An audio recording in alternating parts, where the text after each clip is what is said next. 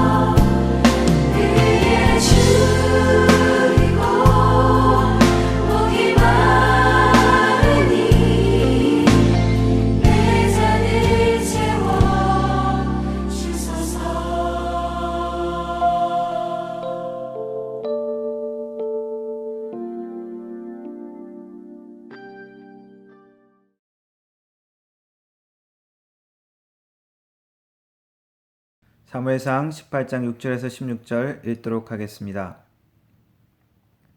무리가 돌아올 때 곧 다윗이 블레셋 사람을 죽이고 돌아올 때 여인들이 이스라엘 모든 성읍에서 나와서 노래하며 춤추며 소고와 경쇠를 가지고 왕 사울을 환영하는데 여인들이 뛰놀며 노래하여 이르되 사울이 죽인 자는 천천히요 다윗은 만만이로다 한지라.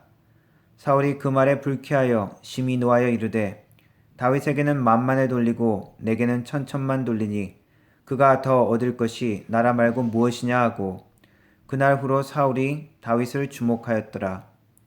그 이튿날 하나님께서 부르시는 악령이 사울에게 힘있게 내림에 그가 집 안에서 정신없이 떠들어대므로 다윗이 평일과 같이 손으로 수금을 타는데 그때 사울의 손에 창이 있는지라. 그가 스스로 이르기를 내가 다윗을 벽에 박으리라 하고 사울이 그 창을 던졌으나 다윗이 그의 앞에서 2번 피하였더라. 여호와께서 사울을 떠나 다윗과 함께 계심으로 사울이 그를 두려워한지라. 그러므로 사울이 그를 자기 곁에서 떠나게 하고 그를 천부장으로 삼음에 그가 백성 앞에 출입하며 다윗이 그의 모든 일을 지혜롭게 행하니라. 여호와께서 그와 함께 계시니라. 사울은 다윗이 크게 지혜롭게 행함을 보고 그를 두려워하였으나 온 이스라엘과 유다는 다윗을 사랑하였으니 그가 자기들 앞에 출입하기 때문이었더라. 아멘. 오늘은 사무엘상 18장 말씀, 결국 성공하는 비결 4번째, 두려움을 다스리라 라는 제목으로 말씀 전하도록 하겠습니다. 18장부터 다윗은 이제 핍박받는 주인공, 그리고 사울은 악당의 모습으로 이야기가 전개되어집니다. 17장에서는 다윗의 놀랍고 통쾌한 승리의 기록이 있습니다. 바로 믿음으로 골리앗을 쓰러뜨린 이야기입니다. 아버지의 심부름으로 형들을 만나러 전쟁터로 다윗은 갑니다. 그런데 거기서 이스라엘 군을 모욕하는 골리앗을 보고 다윗은 의분을 내고 그 골리앗과 맞서 싸웁니다. 그래서 물맷돌로 골리앗을 쓰러뜨립니다. 갑자기 다윗은 이스라엘을 구한 이스라엘 승리로 이끈 전쟁 영웅이 되어버려 버립니다. 모두 두려워하고 나서지 못하는 그 상황에서 소년 다윗이 하나님의 이름으로 믿음으로 이 골리앗을 쓰러뜨린 놀라운 사건이었죠. 그는 가족들, 그의 부모에게도 그렇게 기대를 주지 못한 그러한 아들이었습니다. 어떻게 이러한 막내 아들 소년 다윗이 두려워하지 않고 담대하게 놀라운 이런 백성들에게 칭송받는 승리를 가져올 수 있었을까요? 반면 18장에는 또 다른 두려움에 직면한 인물을 보여줍니다. 바로 사울이죠. 사울이 당한 이 두려움은 결국 그를 파멸로 이끈 두려움이 되어집니다. 두려움을 맞이한 두 인물, 한 사람은 영웅, 한 사람은 악당, 이렇게만 생각할 것이 아니라 두 사람의 모습 다 우리에게도 있을 법한 그러한 모습임을 생각해 보면서 말씀을 보기를 원합니다. 먼저 다윗의 두려움입니다. 다윗은 분명히 골리앗과 싸우는 그 싸움에서 목숨을 잃을 수도 있는 그러한 긴박한 대결이라는 것을 알고 있었을 것입니다. 그런데 다윗의 이 대화 내용을 보면 골리앗과 싸우기 전에 그 모든 그의 말을 보면 그는 조금도 두려움을 느끼지 않은 것을 볼 수 있습니다. 오히려 내가 저 골리앗을 쓰러뜨리면 나에게 어떤 보상이 오냐, 두 번이나 그 보상에 대해서 관심을 갖는 모습이 있습니다. 하나님을 위해서라면, 하나님의 이름을 위해서라면, 그리고 이스라엘 자기 나라를 위해서라면, 그리고 의분 때문에, 거룩한 분노 때문에 싸우는 것이라면 보상에 무슨 관심이 그렇게 많았을까? 우리는 다윗이라는 인물을 영적이고 거룩한 인물로 우리가 알고 있습니다. 그러나 이러한 대화의 모습을 보면 다윗의 또한 세속적인 모습도 볼 수 있다고 생각합니다. 어쨌든 다른 많은 군사들이, 어른들인 그들이 겁을 먹고 움츠러들어 있는 그 상황에서 다윗은 조금도 겁을 내지 않고 그에게 맞선다고 이야기합니다. 어떻게 그럴 수 있었을까요? 다윗의 나이가 10대였습니다. 20세부터 정규 군에 들어갔기 때문에, 다윗은 정규 군에 들어가지 않고 집에 있었기 때문에 아직 10대라는 것을 알 수 있습니다. 북한도 남한을 쳐들어오지 못한 이유가 무엇 때문이라고 합니까? 중2 때문이라고 하죠. 그런 10대의 모습들은 때문에 우리가 연상되는 것은 그러한 안정화되지 못한, 그래서 때로는 사고를 치기도 하는, 그러나 에너지와 열정이 넘치는 그러한 모습을 우리가 연상할 수 있습니다. 불안하기도 하지만 그러나 그 열정과 에너지를 통해서 대단한 일을 해내기도 하는 것이 10대의 모습입니다. 유관순 열사, 독립운동가 유관순 열사가 18세에 독립운동에 참여했다고 합니다. 19세에 순국한 것으로 알고 있고요. 그리고 많은 선교사님들이 10대 때 이미 자기의 삶을 주님께 헌신하는 이야기들을 우리 많이 읽어볼 수 있습니다. 그리고 10대의 탈선 이야기 같은 로미오와 줄리엣 이야기도 보면 줄리엣이 14세, 한국 나이로 15세, 16세, 중2 나이쯤 되죠. 춘향전에 나오는 춘향이와 이몽룡도 이팔청춘 16세로 되어 있습니다. 젊을 때는 후회하는 일을 많이 하지만 나이 들면서 그 후회하는 일이 줄어든다고 합니다. 그거는 이 되뇌의 전두엽 부분이 느리게 성숙하기 때문이라고 합니다. 전두엽 부분은 사람의 행동의 결과를 생각하고 참을성을 관장하는 부분이라고 그러는데, 사춘기의 때는 그게 완전히 성숙되지 않는다는 거죠. 그렇다면 다윗의 이 두려움을 없는, 이 겁 없는 행동은 10대의 에너지의 분출이었을까? 다윗의 그 이후의 모든 기록과 그의 기도의 모습들을 보면은 다윗은 적과 원수에 대해서 여전히 두려움을 느끼고 피하고 도망하면서 하나님의 보호를 간구하는 기도의 모습이 그려져 있습니다. 그러나 성경은 이 다윗의 담대함과 용기를, 이 영웅적인 행동을 10대의 열정이나 충동으로 정의하지 않습니다. 어렸지만 그가 경험한 하나님에 대한 고백 때문입니다. 그는 일상 가운데서 하나님과 함께 경험한 놀라운 은혜가 있습니다. 사자와 곰을 만났을 때 하나님께서 그를 보호하시고 사자와 곰을 쓰러뜨렸던 그의 일상에 하나님과의 그런 만남이 있었기 때문입니다. 하나님께서 여전히 그도 이번에도 하나님께서 보호하실 것이라는 확신이 있었기 때문입니다. 그 확신과 경험은 두려움을 능히 넘어설 수 있었습니다. 또한 사무엘 선지자가 그의 집을 방문해서 다윗에게 기름을 부었죠. 너는 이스라엘의 왕이 될 것이다. 다윗은 자신이 하나님이 선택한 사람이라는 것을 알고 있었고 그 선지자의 예언을 마음에 담아두었을 것입니다. 그러한 이 믿음의 행동을 통해서 다윗은 아주 놀라운 통쾌한 승리를 이스라엘에게 가져다 주었습니다. 또한 한 가지 볼 수 있는 것은 그가 기름 부음 받은 이후에 하나님의 성령으로 충만했다는 기록이 있습니다. 그래서 그의 담대함은 그의 개인적인 어떤 열정이나 확신을 넘어선 하나님의 특별한 도우심도 함께 있었다고 우리는 결론 내릴 수 있을 것입니다. 저희 자녀가 묻습니다.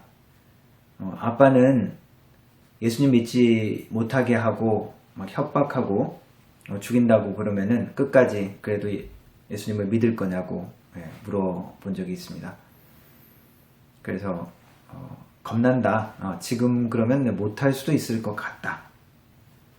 그런데 성령님께서 함께 하시면 또 할 수 있을 것 같기도 하다 라고 대답했습니다. 예수님의 제자도 그렇지 않느냐가 제가 대답입니다. 예수님의 제자들도 겁나서 두려워서 숨었습니다. 그런데 부활한 예수님을 만나고 그리고 오순절에 성령이 임한 그들은 담대해졌고 두려워하지 않았습니다. 사람들은 우리 자신을 평가할 때 다른 사람들은 잘 몰라볼 수 있습니다. 어떤 일을 그 사람이 할 수 있을지, 우리 스스로도 우리 자신이 어떠한 일을 해낼 수 있을지 생각 못하는 경우가 많이 있습니다. 2차 세계대전 때 미국의 의무병으로 참전한 데스몬드 도스라는 병사가 있습니다. 그런데 이 사람은 제7일 안식일 교인이었습니다. 종교적인 신념의 이유로 그는 토요일날 안식일도 지키고 집총도 거부했습니다. 집총을 거부하는 그런 것들 때문에 법원에 군사 법원에 가서 재판을 받았습니다. 그래서 불명예 제대를 하느냐 아니면 군 형무소에 있게 되느냐, 불복종의 그런 이유 때문이죠. 그러나 그 고등법원까지 가서 하는 그 재판의 결과 결국 양심적 병역 거부자로 인정을 받았습니다. 그래서 총을 들지 않아도 되고 의무병으로 그냥 전쟁에 참여하게 되어집니다. 전쟁이 치열했던 1945년 오키나와 전투 때 그가 헥사고지의 전투에 같이 참여했습니다. 200명이 넘는 대원들이 그 고지를 탈환하기 위해서 공격했지만 매복해 있던 일본군의 기관총과 포 세례에 많은 사람들이 죽고 부상당하고 50여 명만 후퇴해서 살아남았습니다. 모든 사람이 후퇴한 그때 이 데스몬드는 혼자 남아서 여전히 일본군의 총탄이 쏟아지는 가운데 부상자들을 구하기 시작합니다. 팔다리가 떨어져 나가거나 아주 위급한 그런 상황을 응급처치를 해서 안전한 곳에 밧줄로 옮깁니다. 한 사람 한 사람 그렇게 옮기면서 75명을 구했다는 기록이 있습니다. 그의 업적을 기려서 총을 들지 않는 군인 최초로 미국의 군인들의 최고의 영예, 명예훈장, 메달스 오브 어너를 그는 수여받았습니다. 그의 동료들은 그가 100명 넘게 구했다고 이야기를 하고 그는 50명 정도밖에 안 될 거라고 겸손을 떨었는데 대통령 루즈벨트가 그럼 75명으로 하자라 그래서 75명으로 했다는 이야기가 있습니다. 그의 동료는 데스몬드가 처음에 집총을 거부하고 훈련 때 그런 어려움을 겪는 것을 보면서 그가 이러한 일들을 할 줄 결코 상상하지 못했다고 회고합니다. 데스몬드는 그 위험한 그런 상황을 이렇게 회고합니다. 하나님이 나를 보호해 주실 것을 믿었다. 그러면서 한 명 한 명 구하면서 하나님, 주님 한 명만 더 그렇게 기도하면서 그렇게 많은 사람을 구한 이야기입니다. 그의 이야기는 그가 영화로 나올 것을 끝까지 반대했지만 진짜 영웅은 이미 묻힌 자신의 동료들이다 라고 하면서 반대를 했는데 그의 말년에 가서 겨우 허락을 해서 2018년에 핵소리지라는 영화로 나와 만들어졌습니다. 우리는 하나님의 보호를 확신할 때만이 우리는 능히 두려움을 맞설 수 있고 하나님이 원하시는 일을 이루어낼 수 있습니다. 그것이 힘든 일이고 또 아주 생각지도 못한 일일 수도 있지만 하나님께서 명예롭고 자랑스러운 일을 우리를 통해서 이루실 수 있습니다. 하나님의 보호를 확신할 때 우리는 두려움을 맞설 수 있습니다. 사울의 두려움을 한번 살펴보겠습니다. 사울의 두려움은 내면적인 두려움이었습니다. 그의 두려움은 질투와 함께 나타납니다. 사울이 죽인 자는 천천히요 다윗이 죽인 자는 만만이다. 사람들은 다윗을 칭송하면서 사울을 비교합니다. 사람들이 하는 일이 이렇습니다. 그냥 다윗만 칭찬하면 됐지 꼭 사울을 비교해서 이렇게 사울 마음을 뒤틀려 놓습니다. 되게 사람들은 남들보다 더 잘 나가고 앞설 때 우월감과 만족감을 느끼고 다른 사람보다 뒤처지면 열등감과 질투심으로 반응할 때가 있습니다. 내가 잘 못돼서 불행하기보다 다른 사람이 나보다 앞서서 불행한 경우가 있다고 합니다. 이것이 시기와 질투의 본 모습입니다. 가까운 사람에게도 질투를 하기도 하고 또는 우리가 가족 간에 질투를 하기도 하죠.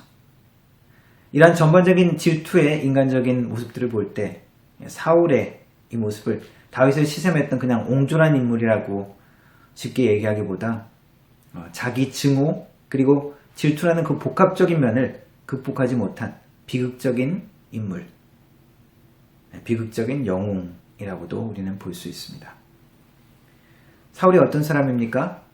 그도 역시 아버지의 심부름으로 잃어버린 암나귀를 찾으러 갔다가 왕으로 기름 부음 받은 자입니다. 마치 다윗이 형들에게 도시락을 주기 위해서 갔다가 골리앗을 쓰러뜨린 것처럼 애초에 둘 다 영웅이 될 만한 위대한 일을 계획할 수 없는 사람들이었습니다. 사울도 그냥 자기 일상의 삶에 작은 일에 충실했던 그런 겸손한 청년이었죠. 그도 하나님의 성령으로 충만해서 다윗처럼 의분을 내고 전쟁에 나아가 전쟁을 승리로 이끈 영웅이었습니다. 그러나 하나님으로부터 버림받은 이후 그는 두려움과 질투가 그의 속에서 그의 영혼을 병들게 하고 썩게 만들었습니다. 잠언 14장 30절의 말씀을 보면 평온한 마음은 육신의 생명이나 시기는 뼈를 썩게 한다 라고 표현하고 있습니다.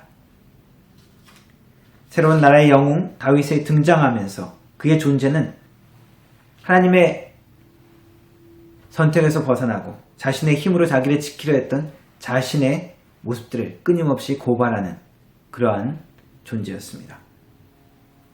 하나님을 의지하기를 실패하고 하나님께 순종하기를 실패한 사울, 그리고 다른 사람이 자기를 대신할 왕위를 잃을 것이라는 그 예언을 들은 사울, 변덕스러운 이스라엘 민심을 그 민심이 언제 다윗을 향할지 두려워했던 사울은 두려웠을 것입니다.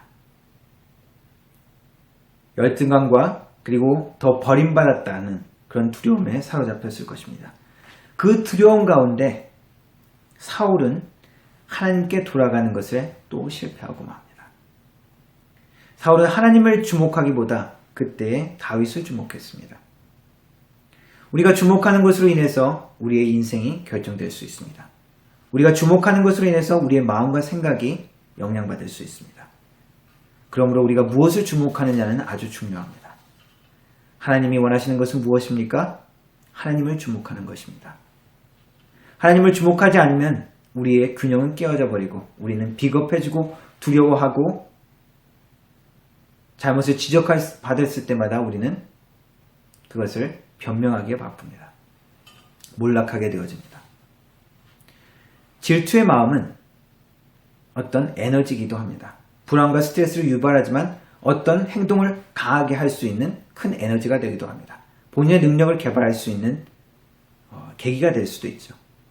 그러나 어떤 종류의 질투는 인간의 실존적인 불안과 연관되어 있습니다. 그 두려움이 뿌리 깊게 자리를 잡고 있기 때문에 어떤 내 외부적인 성취, 내 외부적인 어떤 많이 소유하는 것, 어떤 사람들의 한순간의 인기로 그것이 해결되어지지 못합니다. 이러한 것은 하나님께 가야만 해결되어지는 근본적인 것이기 때문입니다. 하나님은 우리의 질투 그리고 우리 마음속에 있는 그 존재적인 분한을 다 이해하십니다.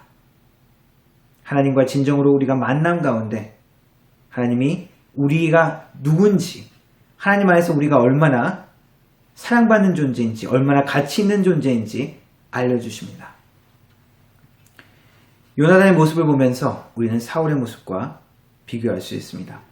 요나단은 사울 못지않게 다윗을 시기했었어야 하는 인물입니다. 다윗 때문에 왕위를 놓치는 인물이죠. 그러나 다윗을 요나단은 끝까지 사랑했고 오히려 다윗을 지켜주었습니다. 하나님의 섭리에 자신을 맡기고 그리고 충성스러운 친구로 다윗에게 끝까지 남아있었던 인물입니다. 사울도 하나님께 부름을 받았고 다윗도 하나님께 부름을 받았습니다. 우리도 하나님께 부름을 받은 사람들입니다. 그러나 그 부르심의 사명을 감당하기 위해서는 두려움을 다스려야 합니다. 나귀를 찾다가 도시락을 배달하다가 하나님의 부르심을 받을 수가 있습니다. 그렇게 하나님 우리 일상 가운데 최선을 다해서 살고 있는 그 평범한 일상 가운데서 찾아오시고 우리에게 기회를 주십니다. 우리가 아무리 평범해도 하나님은 우리를 영으로 만드실 수 있습니다. 그리고 영으로 만드시기 원하십니다. 그 과정 속에서 우리가 통과해야 될 것은 하나님을 기다려야 하며 하나님께 순종해야 하며 하나님과 동행하는 것을 훈련하는 것입니다. 그리고 두려움을 다스려야 합니다. 우리에게 오는 두려움은 외적인 두려움일 수도 있고 우리의 내적인 두려움일 수도 있습니다. 그것이 어떤 두려움이든 간에 우리가 주목해야 할 것은 하나님입니다. 사람이 아닙니다. 나의 경쟁자나 적이 아닙니다. 나의 원수가 아닙니다. 그 주목의 대상은 나도 아닙니다. 나의 능력도 아니고 나의 연약함도 아닙니다. 왜냐하면 하나님은 사람의 용모와 키를 통해서 일하지 않으시기 때문입니다. 우리의 능력이나 우리의 재능으로 일하시지 않는다는 것입니다. 우리가 주목해야 할 것은 모든 상황 가운데 우리의 중심이 되어야 될 것은 우리 하나님입니다. 여호와는 나의 빛이요 나의 구원이시니 내가 누구를 두려워하리요. 여호와는 내 생명의 능력이시니 내가 누구를 무서워하리요. 이러한 고백이 두려움을 이기고 하나님의 부르심의 사명을 감당해낼 수 있는 하나님의 사람으로 되는 우리들의 고백이 되기를 주님의 이름으로 축원합니다. 기도하겠습니다. 하나님 감사합니다. 우리의 삶 가운데 여러 가지 우리가 두려운 순간을 맞습니다. 두려움의 대상을 맞습니다. 그때마다 우리가 주님을 의지할 수 있도록 도와주시고 주님을 바라봄으로 인하여 우리가 이 두려움을 다스릴 수 있도록 도와주옵소서. 두려움을 넘어서 하나님께서 우리 한 사람 한 사람의 계획하는 놀라운 일들을 이룰 수 있도록 도와주시고 하나님의 명예롭고 자랑스러운 하나님의 사람으로 살아갈 수 있도록 도와주시옵소서. 그래서 하나님이 기뻐하시는 하나님의 사람으로 살아가게 하옵소서. 예수님의 이름으로 기도드립니다. 아멘.